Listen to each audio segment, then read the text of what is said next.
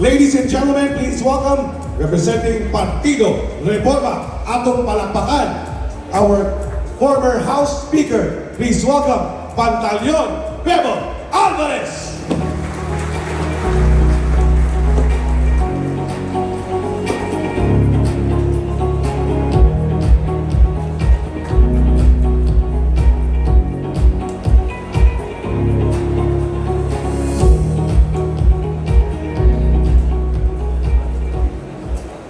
Mga Kabisaya, mga Kamindanao, mayong hapon kanatong tanan. Dako akong pasalamat na karon hapuna ni atang tanan, halos taga Mindanao man siguro ni Davao Region. Salamat ug kayo mga igsuon ko nga nagtapok-tapok ta diri karon. Karon tuguti ko nga niining mga taknaa, musumbong ko sa inyo ha sa akong gibati. Tungod kay wa man ko ilain na sumbungan, kundi ang katawhan ra gyud. May igsoon, dako ang akong kahiubos, dako ang akong kasakit, nga nagtan-aw nga kadaghanan sa congressman sa Davao Region ning boto og yes sa impeachment ni Vice President Sara Duterte. Simple lang kayo ang gipilian sa mga congressman, kwarta o kahon. Mora gid ka simple, kwarta o kahon. Sakit kayo una-una. Davao del Norte, butang nato. Ang akong probinsya, Davao del Norte. First District sa Davao del Norte. Maunay akong distrito sa una. Pagbasa sa pangalan, Congressman Uy Di Carlo.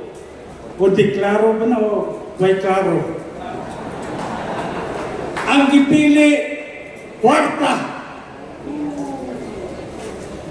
Second District sa Davao del Norte, Lagdamio. Ang gipili, kwarta. At dito sa Davao de Oro. First District, Congressman Zamora. Ang gipili, kwarta gihapon. Second District, Congressman Silisa. Ang gipili, kwarta gihapon. Pastilan. Nangutan ako, asa naman ang birtud sa kanang utang kabubuton? Panahon ni PRRD, ang tibuok Davao Region, dako ang benepisyo nga nadawat sa administrasyon sa Duterte. Gani sa akong distrito, na diha gipatukod ang pinakataas nga flyover sa tibuok Mindanao. Wala gani sa Davao City. Naa dito sa Tagum City, nahimutan ang pinakataas na flyover sa Mindanao. Sa kuang termino, pagka-congressman, ang mga katawhan sa akong distrito nag-enjoy og zero billing sa ospital. Kung masakit, ma-hospital, bisang pilay bayronon sa ospital, hindi gawa sa pasyente, zero, walay bayranan.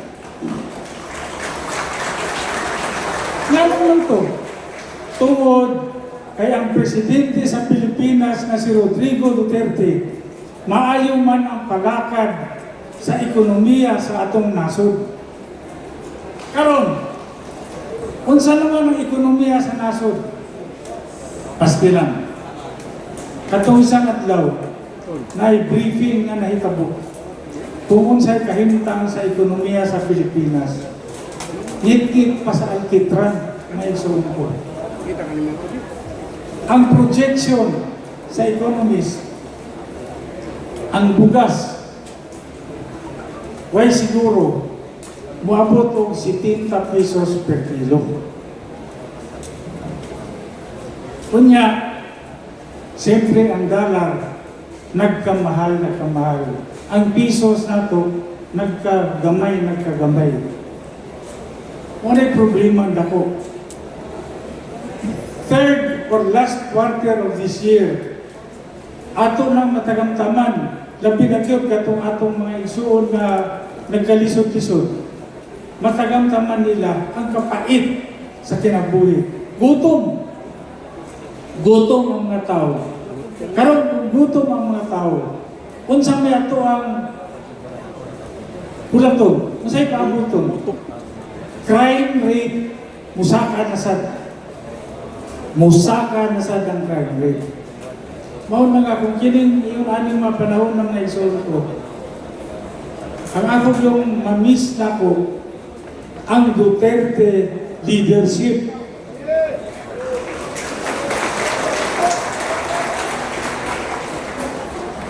Usahay una ko, kinukto ko, yun ko pastilang yung kinabuhi. Sa una, panahon ni Rodrigo Duterte, daghan siya o gipapriso nga adik. Daghan ang kasakit. Paglingkod sa adik, gipapriso sa siya sa adik. Pastilan. Unsa kapait ang kinabuhi.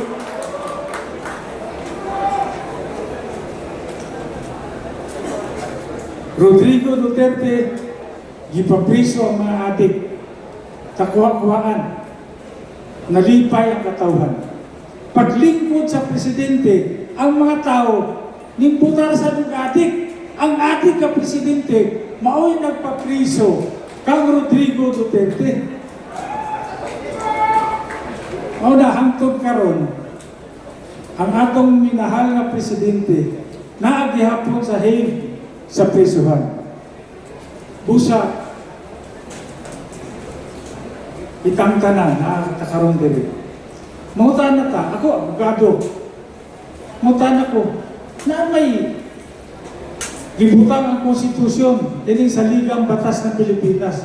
Nakabutang dito nga kung ang presidente nayabag na, di na makabuhat sa iyang trabaho, na may vice presidente nga pwede nga mupuli sa presidente. Nga nung di man na mahitabo. Sige daw. Sulti daw na doon sa atong buhaton. Pangutanong tamo, kung saan nga niya atong buhaton para mawala na ang adik na presidente. Ha? Oh.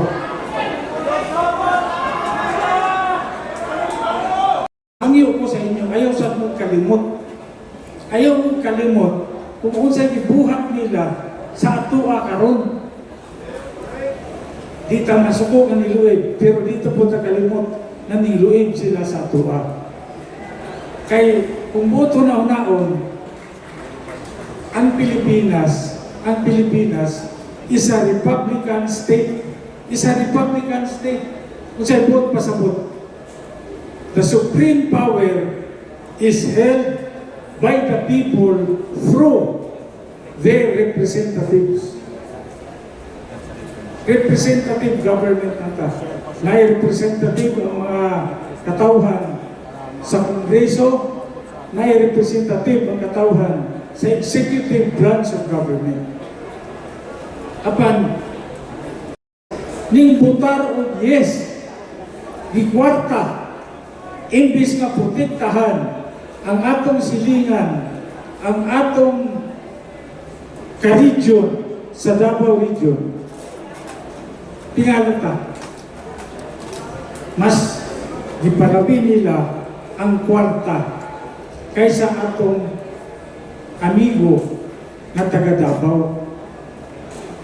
O bitaw nga kami sa Davao del Norte. karon pa lang sayo pa nagpurma nami kung kinsa ang among ipuli na gobernador sa Davao del Norte. Oh. Nasya karon diri atong kauban. Ang umaabot gobernador sa Davao del Norte, Mr. Joe Relampagos. O ang iyang vice-gobernador, umaabot ang kandidato mayor sa Tagum, Alan Region.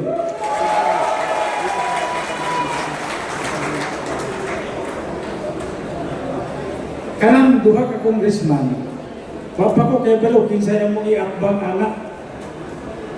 Oh, wapa min, magsabot-sabot pa mi. Kinsa iakbang. Kaya usahay maglibog ko. Ngay, ningon si Juan, yung number 1 na mo nga board member sa distrito, si board member James Relampagos. Unya, ningon sa si former mayor sa Samar, si Alda Bingoy, nga mudagan sa siya congressman. Iyon ko, mas daghan, mas guwapo. Sige, magpinatsanay mo diya. Mag-referee lang ko. Mag-referee lang ko. Ikaw, ako, ganahan kayo nung ang PDP laban, sultihan ka mo. Nanay,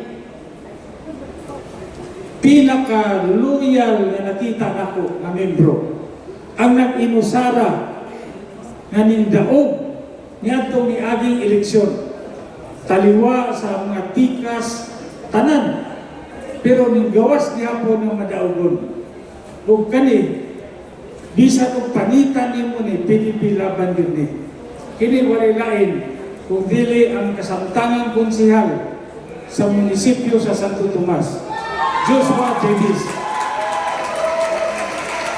Ito, tindog pa rin. Oh.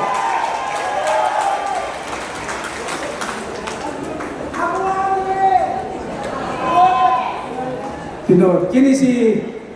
Kini si Joshua Davis.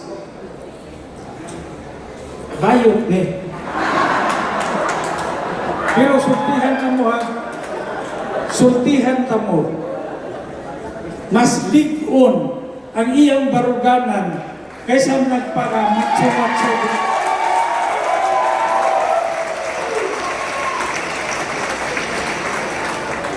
Daghan kayo sa Davao del Norte. Daghan nagpamatso-matso. Matso-matso. Pero walay baruganan. Wala.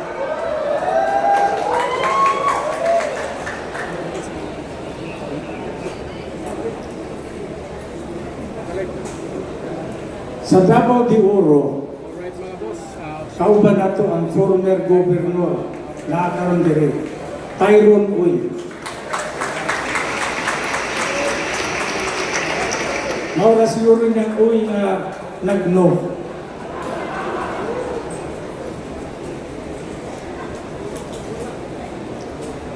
Kini okay niya Uy si Tyrone. Pero yung mga igsuon, iyang uyuan, murag dili maayo na uy.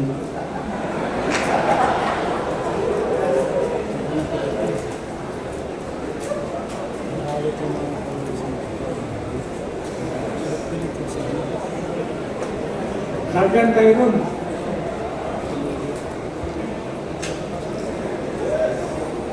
Oh, sa Davao de Oro, napoy loyal na membro ang PDP laban. Nano ba din si Franco dito? Wala. Wala pa. Wala na. Oh. Kini si Franco dito. Kada eleksyon, dagan din siya, dagan. Pero naluwi ko kaya wapoy daw-daw kung buhayan eh.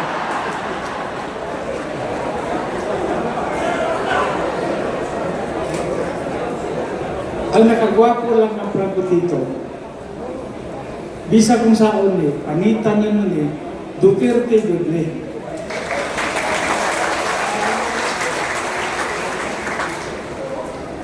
O na, ako manghinauton na unta, di umaabot ng pinili ay, mag-uban sila ni Tyrone o si Franco Tito.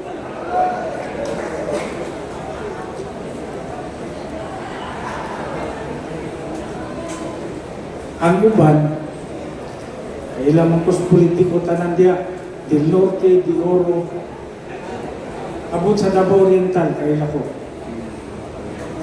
Sa Davao Oriental, naiubos po ko kay ang isa ka congressman, murag si Congressman Almario, nag-abstain.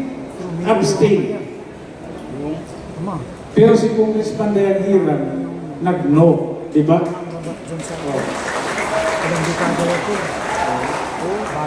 Ang problema magod sa abstain. Kanang abstain, murag naglibog. Wa kasabot kung asa. Naglibog. Hilong. Hilong na yes. Ang abstain. Hilong na yes. Yung sa ano ba yung Hilong ng mati na ginawa na kwarta. Hilong na kwarta. natalo ko. Ano may suon? Daghan kayo salamat Kasagsagan ng na sa padayon ninyong suporta sa pamilya Duterte. Muna, 2028, siguruhon na to, Duterte pa rin. Duterte! Duterte! Duterte! Duterte! Kaya salamat. Daghang salamat, Speaker Bebon Alvarez. At this